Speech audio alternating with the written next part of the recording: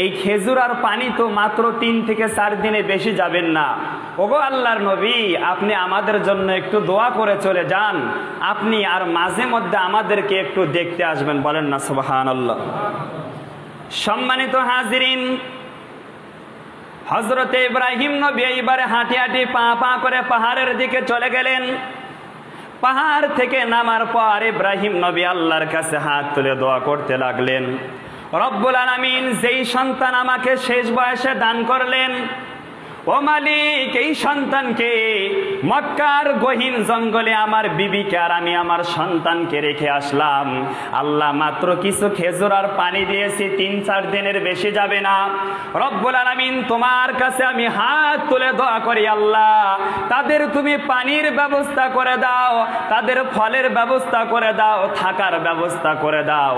ইব্রাহিম নবী যখন দোয়া করে ওই দিকে বাড়িতে চলে গেলেন, এই দিক দিয়ে মা হাজেরা আর ইসমাইলের যখন পালা শুরু হয়ে গেল, এক পর্যায়ে ওই যখন মাত্র 3-4 দিনের যে খেজুর আর পানি ছিল এটাও শেষ হয়ে গেল। বলেন না সুবহানাল্লাহ।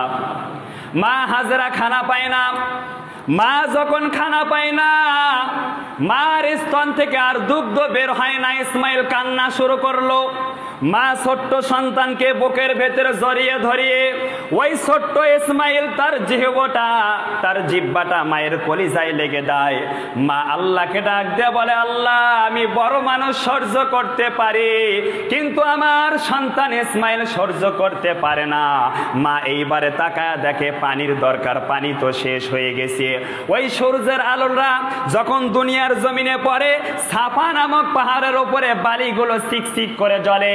মা হাজেরা দৌড় দিয়ে যখন ওই সাফা নামক পাহাড়ের ভেতরে চলে গেল, কোথায় পানি পাবে, বালুগুলো চিকচিক করে জ্বলতেছে। এরপরে মা হাজেরা যখন ইসমাইল কাছে আবার চলে আসলো, ইসমাইলকে আবার একটু দেখার পর মারওয়া নামক পাহাড়ের ভেতরে দৌড় দিয়ে চলে যায়।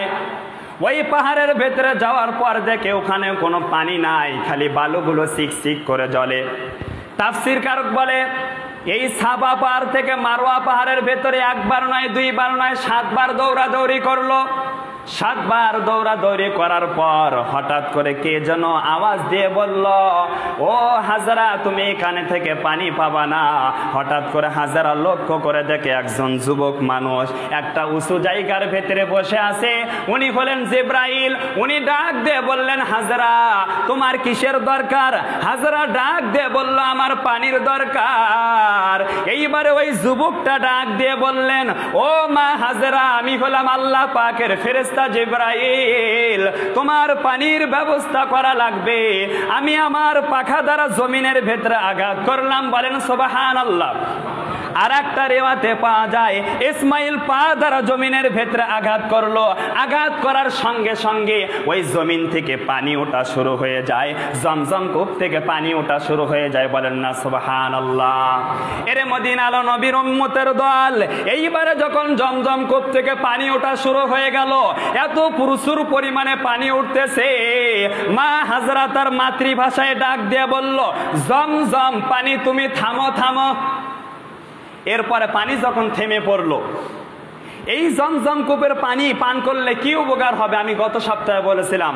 এই জমজমের পানি দ্বারাই পান করতে হবে। এই পানি পান করলে পিপাসা আপনার মিটে যাবে, আপনার শরীর ভালো হবে, স্বাস্থ্য ভালো হবে। এই জমজম